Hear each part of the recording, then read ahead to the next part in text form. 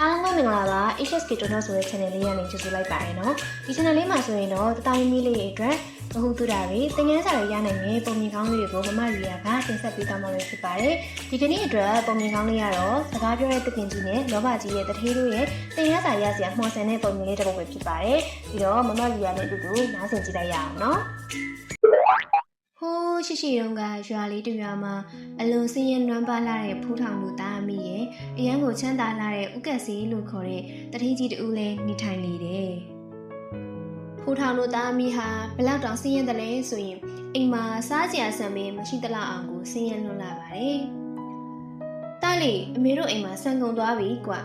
။သို့တော့တစ်ဖက်တွင်ဥက္ကစီကတော့အစားကောင်းတောက်ခွဲတွေကိုအချိန်နဲ့မျှစားနိုင်လောက်တဲ့အထီကိုချမ်းသာလွန်းလာပါတယ်။ငါမှအရာအလုံးရှိတယ်ငါကအရန်ချမ်းသာဟာဟာဟာဟာဟာဖူးထောင်တယောက်လည်းစိတ်ညစ်ညစ်နဲ့ရွာထိပ်ကတစ်ပင်ကြီးအောက်သွားထိုင်ကညီးတွားစကားဆိုလိုက်ပါတော့တယ်အမေအတွက်ဆန်လေးတစ်ပြေလောက်ရှိရင်ကောင်းပါပဲကွာထိုအချိန်မှာပဲဖူးထောင်မင်းကအိုးဟောင်းလေးတွေကိုတွားကြည့်လိုက်ပါဒီလိုဆိုတဲ့အတန်ဟာတစ်ပင်ကြီးရှိရနေပြီးတော့ထွက်လာတာဖြစ်ပါတယ်ကြောင်လန့်တကြားနဲ့ဖူးထောင်ဟာအံ့ဩကြီးစွာနဲ့ပဲထိုတစ်ပင်ကြီးကိုကြည့်လိုက်ပါတော့တယ်ထိုအချိန်မှာတစ်ပင်ကြီးဟာစကားတွေပြောပြီးတော့ဖူးထောင်ကိုပြုံးပြီးတော့ကြည့်နေပါတဲ့ကွယ်အံ့ဩမှုအပြည့်နဲ့ဖူးထောင်ဟာအိမ်ကိုအပြေးလွှတ်ပြေးသွားခဲ့ပါတယ်အိမ်ရောက်တဲ့အခါမှာအိမ်ရဲ့အိုးဟောင်းလေးကိုဖွင့်ကြည့်လိုက်တဲ့အခါမှာရွှေရင်းကားတွေပြည့်နေတာကိုတွေ့လိုက်ရပါတော့တယ်ဟာအိုးထဲမှာရွှေရင်းကားတွေအပြည့်ပါလားဒီလိုနဲ့ဖူးထောင်ဟာစိတ်ရသားဘဝကနေပြီးတော့တတိသားဘဝကိုရောက်ရှိသွားပါတော့တယ်။တတိလေးဖူးထောင်ဟာမောက်မာခြင်းမရှိဘဲနဲ့သူ့ရဲ့စီးစိမ်တွေကိုလည်းရွာသားတွေကိုဝေးမျှပြီးတော့ကူညီပေးခဲ့ပါတယ်။ဒီလိုမျိုးဖူးထောင်ချမ်းသာသွားတဲ့သတင်းကိုဥက္ကစီကြားလိုက်တဲ့အခါမှာတော့ဥက္ကစီဟာအလိုမင်လောဘဆုံးတွေတက်ခါညောင်ပင်ကြီးရှိကိုစိုက်စိုက်မြဲမြဲရောက်ရှိလာပါတော့တယ်။ညောင်မင်းကြီးရှိရောက်တဲ့အခါမှာညောင်မင်းကြီးကိုကြည့်ပြီးဥက္ကစီကဒီလိုဆိုတဲ့ကွယ်ကျွန်တော်ကိုရွှေရင်း90အိုးလောက်ပေးသနာတော်မူပါ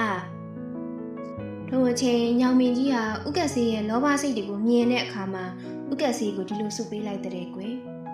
မင်းကင်လိုက်တဲ့အရာမှန်သမျှရွှေဖြစ်သွားလိမ့်မယ်ဥက္ကစီဟာအလုံးကိုပျော်ပြီးအိမ်ကိုအပြေးပြန်ခဲ့တဲ့ကွယ်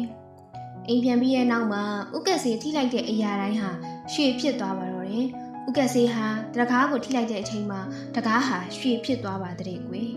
။ဟာဟာတကယ်ကြီးရွှေတွေပဲ။ငါတော့အချမ်းသာဆုံးဖြစ်ပြီဟေးဟေးဟေးဟေးဟေး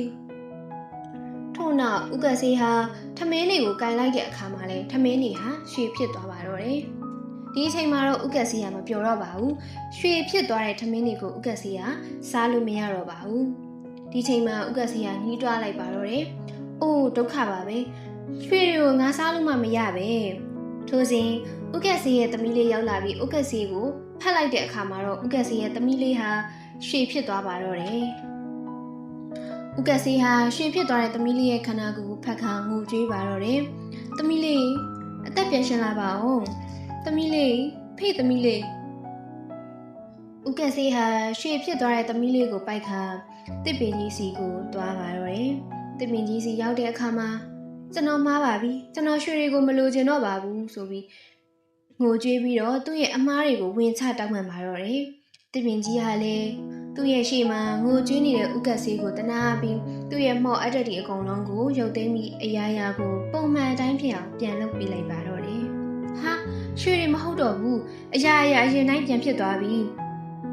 အဲ့ဒီနောက်မှာတော့ဥက္ကဆေးရဲ့သမီးလေးရဲ့ဖူးထောင်တို့သားမိရဲ့ရွာသူရွာသားတွေရဲ့သူတို့အားလုံးဟာအချင်းချင်းတယောက်ကိုတယောက်ရိုင်းပြီးကူညီပြီးပျော်ရွှင်စွာနေထိုင်သွားကြပါတော့တယ်ကွယ်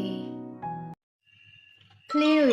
ဒီပုံမြင်လေးကပေးတဲ့သင်ခန်းစာကတော့စိတ်ထားကောင်းခြင်းရောင်ရမ်းတင်းနိုင်ခြင်းဟာပျော်ရွှင်မှုကိုဆောင်ကျဉ်ပေးပြီးတော့အတိုင်းအဆမရှိတဲ့လောဘဟာတော့ပျက်စီးခြင်းကိုဖြစ်စေရဲဆိုတာကိုသင်ခန်းစာရင်းနဲ့ပဲဒီပုံမြင်လေးကိုအဆုံးသတ်လိုက်ပါရင်ရှင်ခုလိုနားဆင်ပေးတဲ့အတွက်လည်းကျေးဇူးများကြီးတင်ပါတယ်နောက်ထပ်ပုံမြင်ကောင်းလေးတွေနားဆင်ဖို့အတွက်လည်း HSK Channel လေးကိုလည်း follow လုပ်ထားပေးပါဦးနော်